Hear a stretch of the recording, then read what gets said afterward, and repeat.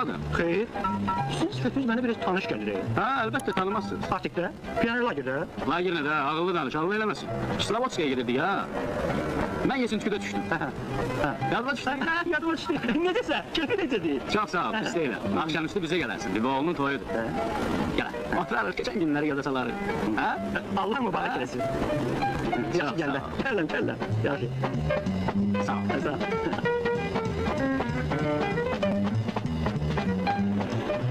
Allah xoşbaxt eləsin. Gəllər, mütləq gəllər.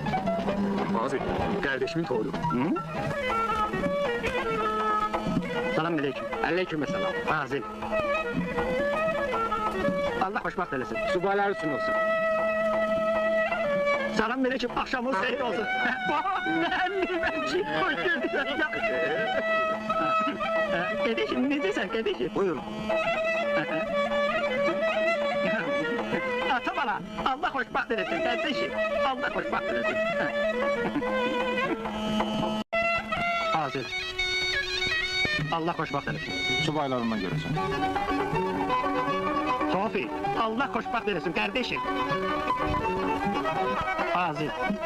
Allah xoşbaxt eləsin. Subaylarından görürsən.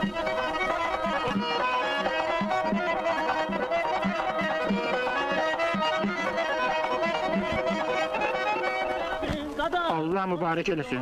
Akşi, sən deyəsən bir dəfə bura gəlmişdin axı.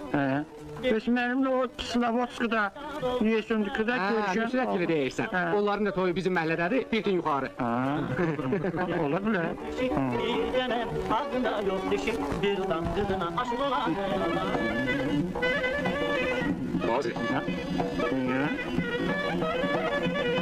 Allah mübarək eləsin.